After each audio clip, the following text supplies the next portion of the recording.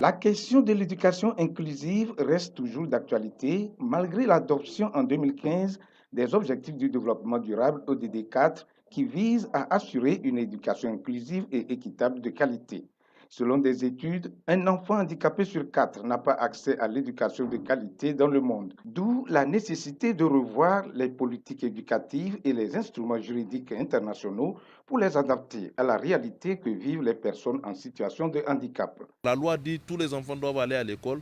Est-ce qu'on a préparé l'école pour recevoir l'enfant handicapé? Est-ce que le maître qui doit enseigner le cours sait quand il est en face d'un enfant handicapé physique, handicapé auditif ou une personne aveugle, ce maître est préparé avec les techniques par lesquelles il doit enseigner cet enfant au même titre que toute la classe. Ce n'est pas isoler l'enfant et dire bon, je vais lui apprendre le braille, je vais lui apprendre la langue des signes. Non, en même temps que l'enfant est dans sa classe, il faut promouvoir des politiques.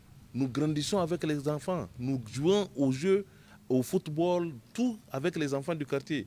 Pourquoi arriver à l'âge de 7 ans, on nous dit non, toi tu ne peux pas aller à l'école avec les enfants du quartier, il faut que tu ailles dans une école spécialisée, dans une école particulière. C'est ça que nous refusons et ça fait un choc pour l'enfant.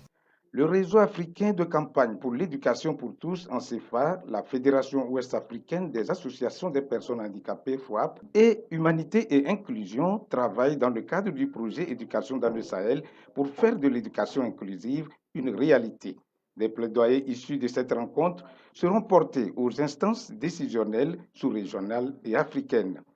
Nous avons encore beaucoup d'enfants qui ne jouissent pas du droit à l'éducation. Or, l'éducation est un droit public dont la responsabilité incombe à l'État.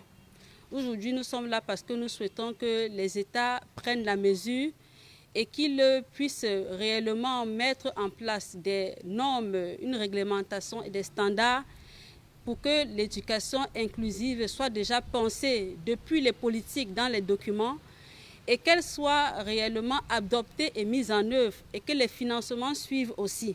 La dimension régionale du projet veut favoriser l'échange de bonnes pratiques et la création de synergies entre les trois pays à l'aide des partenariats régionaux qui sont mobilisés, notamment à travers ANCEFA et la Fédération ouest-africaine des personnes handicapées. C'est l'Afrique de l'Ouest qui est concernée. La rencontre de Lomé va permettre d'améliorer les politiques éducatives pour qu'elles soient de plus en plus inclusives.